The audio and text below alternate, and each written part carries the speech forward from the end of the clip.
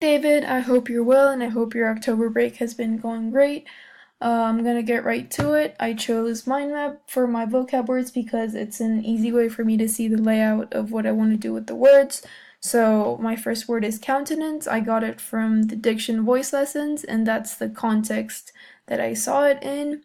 So, my initial thoughts after reading that sentence was that countenance represents a person's emotional state or their feelings because it says furrowed with distress. So, I assumed the man was feeling stressed and frustrated.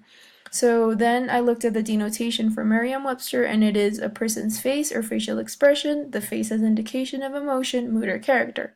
Then I further researched the word's etymology, and it originates from Latin continentia, and it translated directly to Old French continent. So the connotation of the word is pretty neutral because it has a serious and formal sense. It doesn't really bring a positive or negative feeling in particular to the reader. It's more of the noun where positive and negative adjectives are attached to it. So, in my own writing, I applied it to the appositive phrases practice, and my sentence read, "There was Major Hunter, tall and sturdy gentleman who was as stern in his character as he was in his countenance."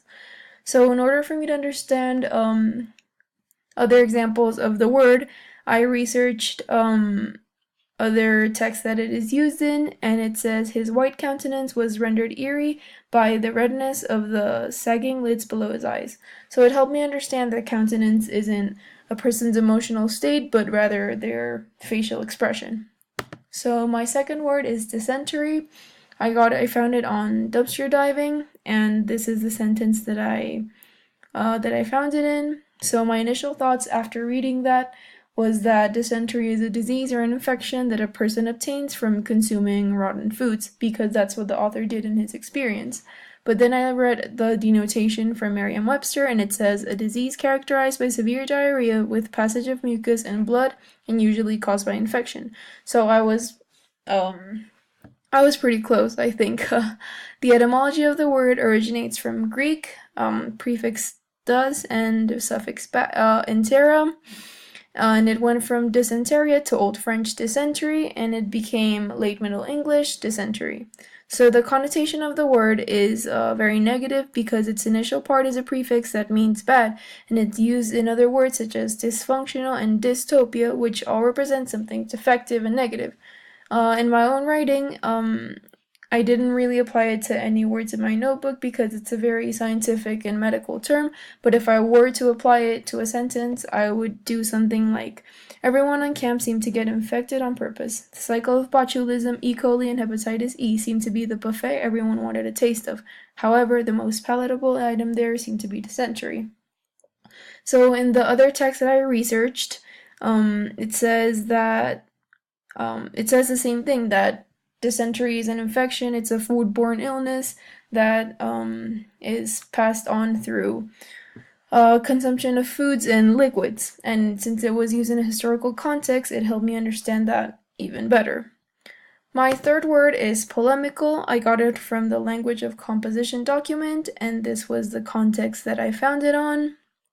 So my initial thoughts after reading the sentence, was that polemical is a formal word that is used to explain the theories of logic, or something that is being demanding and absolutely true and irrefutable. So then the denotation for Merriam-Webster I found was of or involving strongly critical or disputatious writing, an aggressive attack of the opinions or principles of others.